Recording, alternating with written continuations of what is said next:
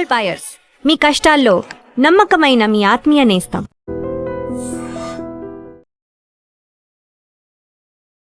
CJP అయితే ఒక విజయాన్ని సాధించింది. సెలబ్రేషన్స్ అనేవి ఉన్నాయి.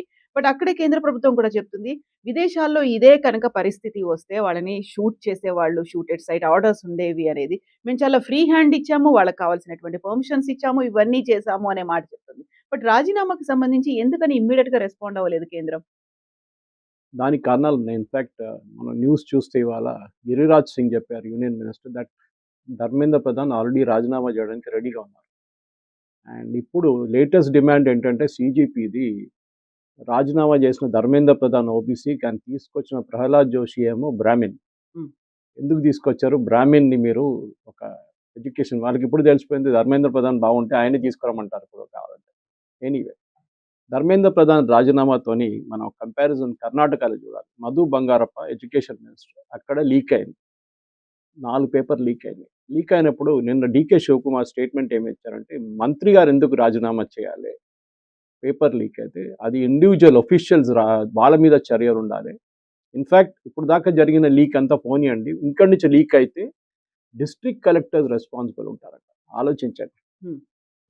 ఒక సైడు ఇదే కాంగ్రెస్ పార్టీ ధర్మేంద్ర ప్రధాన్ రాజీనామా చేయాలి చెప్పి ధర్నా చేశారు, అది చేశారు, ఇది చేశారు ప్రధానమంత్రి ఇంటి ముందు. ఇప్పుడు వాళ్ళే అంటున్నారు, కాదు మంత్రి ఎందుకు రాజీనామా చేయాలి, చేయాల్సింది ఒఫీషియల్స్ మీద చర్యలు ఉండాలి. ఎనివే ధర్మేంద్ర ప్రధాన్ రాజీనామా చేశారు. ఆయన రేపు ఐ వోంట్ బి సర్ప్రైజ్ ఆయన, ఎందుకంటే ఈజ్ అ మాస్టర్ స్ట్రాటజిస్ట్.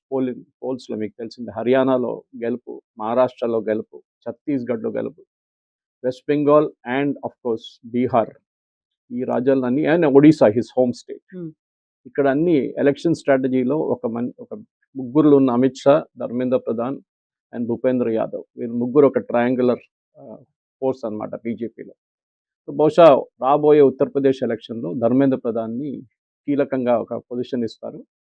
ఎందుకంటే అక్కడ 430 సీట్లు ఉన్నాయి, దానికి పోటీ జరగబోతుంది. 2027 ఎలక్షన్ చాలా పెద్ద లాజిస్టిక్ రోల్ అనేది ఉండబోతుంది. ఆయనకు ఆల్రెడీ క్రూషియల్ రోల్ ఉంది. ఈవెన్ ఆయన మినిస్టర్ ఉన్నప్పుడు కూడా చాలా క్రూషియల్ రోల్ ఆయన పాటించారు. ఇప్పుడు ప్రాబ్లం ఏమొచ్చిందంటే, నిన్న రాత్రి ఒక 5 స్టార్ హోటల్లో వీళ్ళు పార్టీ చేశారు, డ్యాన్స్ అంతా. అది పెద్ద కాంట్రవర్సీ అయింది. చనిపోయిన వాళ్ళ పేరెంట్స్ అడుగుతున్నారు, దీనికైనా మేము మిమ్మల్ని సపోర్ట్ చేసింది, 5 స్టార్ హోటల్ వెళ్ళి డ్యాన్స్ చేయడానికి చేశారా, ఇదేనా మీ రియల్ కల్చర్ అని చూపించారు. దాంతోపాటు చాలామంది పిల్లలు మోదీ గారు వ్యతిరేకంగా పోస్ట్ పెట్టిన వాళ్ళని ఢిల్లీ పోలీసు ఇవాళ పొద్దున్నుంచి నోటీసులు ఇష్యూ చేయడం మొదలుపెట్టారు.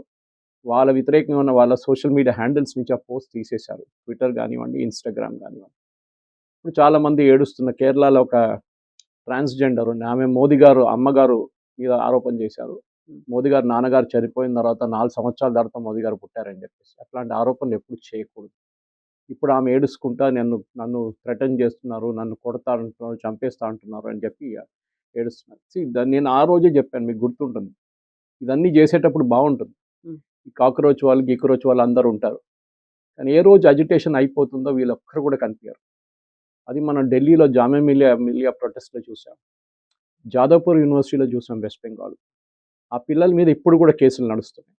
వేరే అజిటేషన్ చేసిన వాళ్ళందరూ మాయమైపోయారు కంప్లీట్గా. కాంగ్రెస్ వాళ్ళు కానీ, సమాజ్వాదీ పార్టీ కానీ, వెస్ట్ బెంగాల్లో తృణమూల్ కాంగ్రెస్ కానీ, వాళ్ళు ఎవ్వరు సపోర్ట్ చేయట్లేదు ఈ పిల్లల్ని.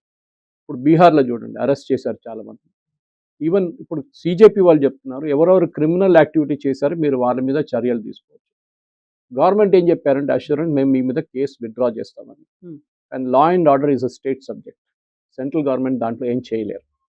అది కూడా కాదు, సపోజ్ మీ కారు ధ్వంసం చేశారనుకోండి రైట్స్లో, మీరు కోర్టుకి వెళ్ళి ఎఫ్ఐఆర్ ఫైల్ చేసుకొని మీరు కాంపెన్సేషన్ క్లెయిమ్ చేయొచ్చు. ఎవరి దగ్గర నుంచి, ఎవరు ఆర్గనైజ్ చేశారో వాళ్ళ మీద నుంచి. సో మొన్న ఢిల్లీ హైకోర్టులో ఒక పిటిషన్ ఫైల్ చేశారు, and Delhi high court has accepted it that ఏదేది నష్టాలు జరిగిన, రెస్టారెంట్ మీద రాళ్ళు విసిరారు, చాలా గ్లాసెస్ పలిపోయినాయి, రెస్టారెంట్ ఫ్రంటేజ్ అంతా పోయింది కొనాట్ ప్లేస్లో, కార్లు ఆల్మోస్ట్ ఒక 26 కార్లు కొంచెం చేశారు, ప్రైవేట్ కార్స్, దాని మీద ఉన్న చర్యలు, ఇట్లాంటి చాలా మటుకు డ్యామేజెస్ కోసం ఫైల్ చేశారు.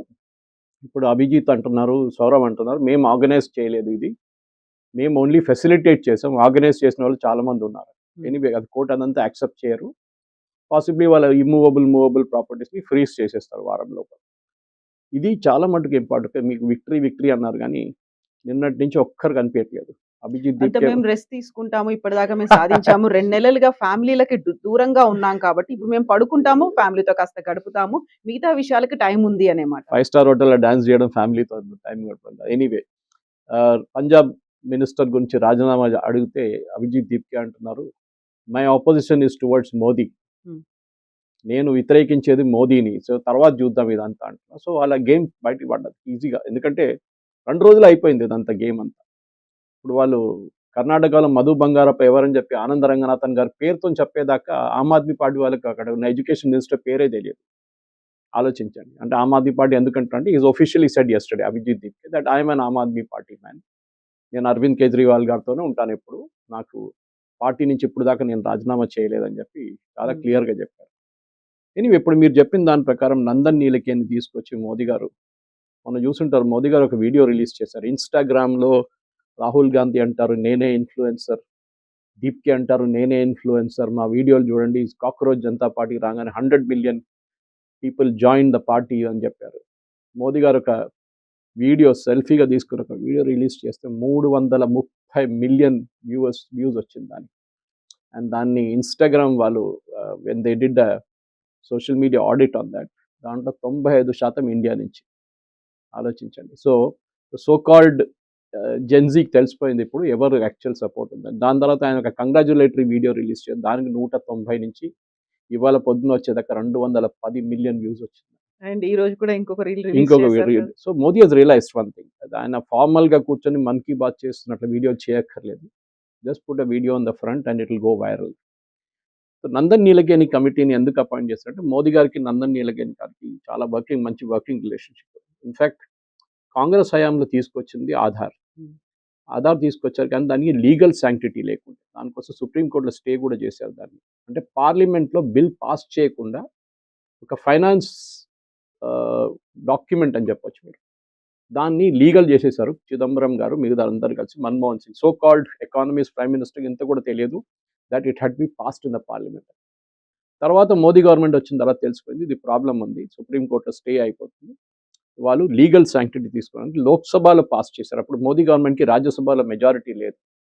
వాళ్ళు దాని గురించి లోక్సభలో మనీ బిల్‌గా ప్రెజెంట్ చేసి ఆధార్‌ని పాస్ చేశారు. That was again Nandan Nilekani's master stroke. Hmm. దాన్ని వీళ్ళు మళ్ళీ సుప్రీం కోర్ట్‌కి వెళ్ళారు కాంగ్రెస్ వాళ్ళు సేయింగ్ దట్ మనీ బిల్ ఎట్లా అవుతుందని చెప్పి సుప్రీం కోర్ట్ దాన్ని కూడా కొట్టిపడేశారు. So it became a legal thing.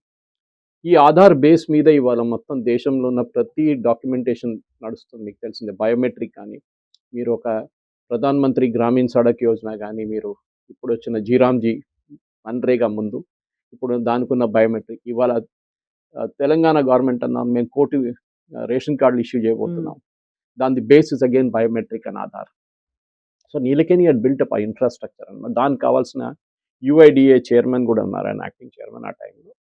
So ఆయనకు ఆ ఎక్స్పీరియన్స్ ఉంది. ఆయనతో పాటు మనకు తెలిసింది ఐఐటి మెడ్రాస్ డైరెక్టర్ కామకోటి గారు is a Padmashri awardee. And Yes. ISRO ex chairman S Somanath గారు, Tapan Deka former IB chief and Anita Karwal former education secretary and logistics expert. పేపర్లు ఇక్కడి నుంచి అక్కడ మూవ్ చేయడంలో ఎట్లా చేయాలని చెప్పి చాలా మంచి ఎక్స్పర్ట్ అండ్ ఒక లాజిస్టిక్స్ ఎక్స్పర్ట్ మనిషి అమిత్ లాల్ మీనా. దీంట్లో డేకా గారి రోల్ చాలా క్రూషియల్. ఈజ్ నౌ ఎన్ ఎక్స్. అప్పుడు ఆయన ఐబీ చీఫ్ ఉంది Yeah. పేపర్ లీక్ అయిన టైంలో.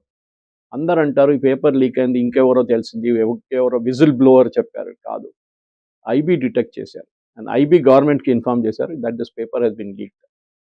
అప్పుడే దాన్ని ఎగ్జామ్ క్యాన్సిల్ చేయలేకపోయారు ఎందుకంటే that day morning itself the exam went through.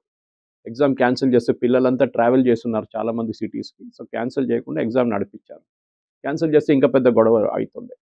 So డేకా గారిని కూడా తీసుకున్నారు ఎందుకంటే ఐబీ ఇన్పుట్ ఉండబోతుంది దీంట్లో చాలా మటుకు. ఇప్పుడు న్యాచురల్లీ 2027కి రాధాకృష్ణన్ కమిషన్ ఇచ్చిన రికమెండేషన్ ఆల్రెడీ వీళ్ళ దగ్గర ఉంది. That is basically computer based test చేయబోతున్నారు. అది 2026లోనే చేయాలండే. కానీ గవర్నమెంట్ అన్నారు దానికి కావాల్సిన ఇన్ఫ్రాస్ట్రక్చర్ మన దగ్గర లేదు, టెస్టింగ్ సెంటర్స్ లేదు.